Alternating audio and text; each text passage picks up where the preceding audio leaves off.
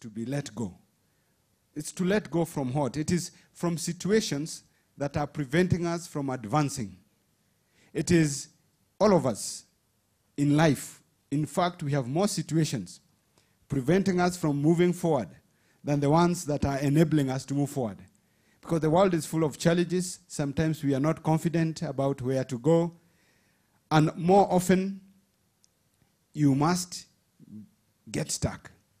But now, what is important is how do you get out? How do you let go from the situation that you are in? And one of the most important one is attitude. Your own attitude. It doesn't matter how many people talk to you about moving on if you are not convinced yourself.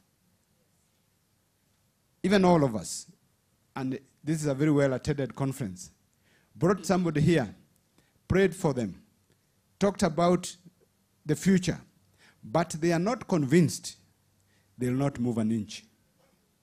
So the first change is in your mind. The first change in your mind. In fact, what happens in our mind is far much greater than what happens on the ground.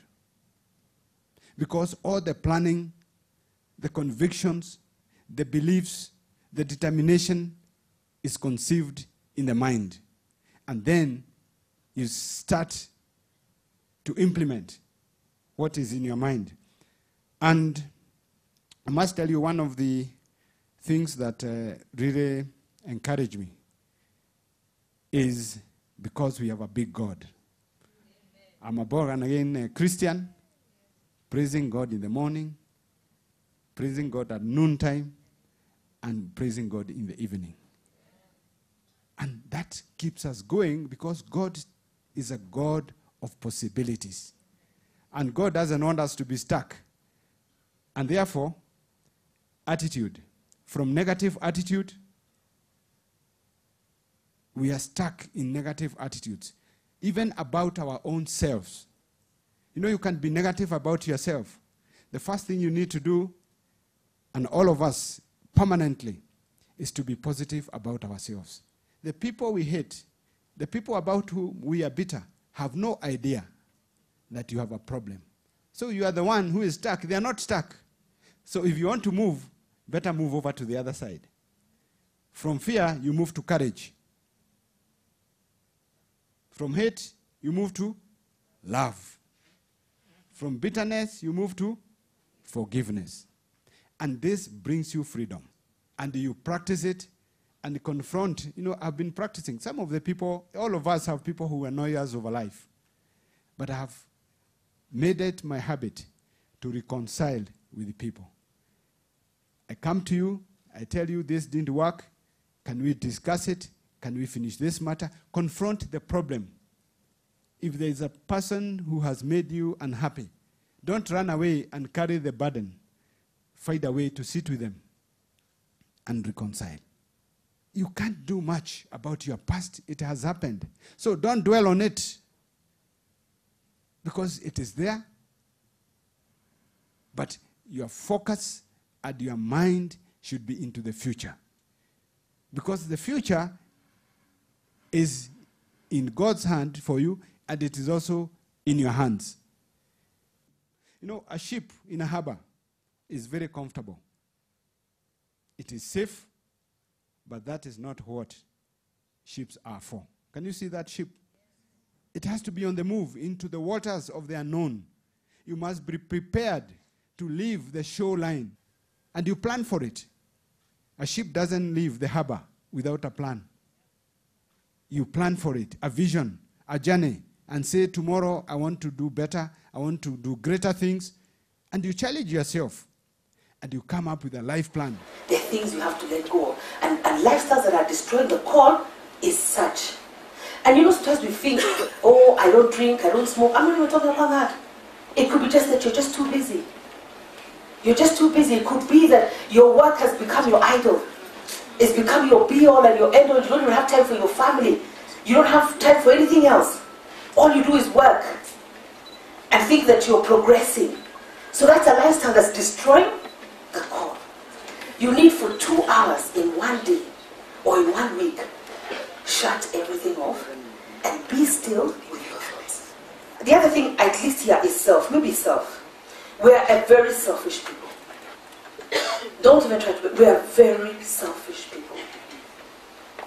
We don't share what we have. We don't even share knowledge. We say when somebody comes into the marketplace where I'm working, you must suffer the way I suffered. Very selfish. We will not give. We don't want to make things better for people. We want them to go the same path that we went. Yet Jesus Christ went before us so that we wouldn't have to go through those things. There was no self. I love the way David said he didn't have 10 sons so that he tithed the son. He had 1 son. And that son died to self so that he could come and set us free. What are you dying to? What are you dying to? Because you have to die to something. You know, I was telling, I think I was sharing with Dave the other day, this journey of mine of PLF, of coming to do PLF, like Althea said, I want to write a book and the first sentence is, all I wanted to do was to share. That's all I wanted to do, is to share. I wanted to share the things I was learning, the truths I was learning. I was like, how is it possible? How am I going to tell other people about this thing that I know? The old must go. Do you see the word must? It must go. In order for the new to come. You can't receive the new if you're letting go. And the old has not gone. Because one thing I've learned, and I still teach my leaders, is that God cannot do an error. So he can't, if He blesses you, in error, there's going to be a problem. Because He'll have to keep repeating that pattern. And sometimes I think, this is me, those 24 elders are a board around the table. Those are guys of Ikwazos. Those are guys who the politicians come, they say, maybe, 24 elders. There must be a reason that they're there. Why are they mentioned? Everything is mentioned in the Bible for a reason. Why are they 24 elders? What is their work? Maybe it's to sit around a board table and deliberate on who's getting blessed with what. And those are the guys who come with the policy, the policies. Those annoying people when the officer, the policy says, yeah. Those are the guys who says, this policy, there's no, you can't bless that. How?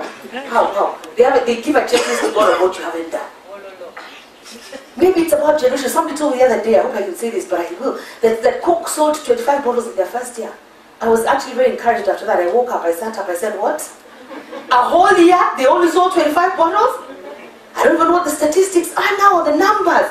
In 1 year, a whole year, they sold 25 bottles of Coke. Shouldn't that encourage you? So sometimes we don't want to execute vision because back to letting go, we don't want to fail. We don't want people to say, oh, she tried and she failed. Why are you so concerned about what other people can? I say, why can't you be concerned about, this is an idea I have, let me execute this idea. So sometimes your failure is so small, but you want to magnify how big it is. This man went to the American voters and failed. But he kept trying until he made it. I kept wondering, did he have a word? Dave told us about a word. A word that releases us into seasons and phases. Is it a word he had? Is it a dream he had? What made the man so sure that he was going to be president? And vision is a mental picture. So take those pictures and make them tangible. If you can't do it on your own, find people who can help you execute that vision. This one is my favorite. Anybody who knows me, I'm always talking about this. That God is raising what? A distinct what? Generation. Of who? Marketplace leaders. Who will do what? So everything that's standing between you and getting unstuck is a decision. God's greatest resource in Africa is who? You don't say it with conviction. Me. God's greatest resource in Africa is who? Me. Is you. You've got to think of our decisions. Because you're a resource. Marriage, you're a resource. In your career, you're a resource. In terms of purpose, you're a resource to God. And in terms of your marketplace assignment, you are a what? A resource. So I also want you, in terms of letting go and transforming mindsets and cultures, to start thinking that you are a resource for this continent. That you are sent here with a purpose and an assignment. You're not just here to merely exist. You're here with an assignment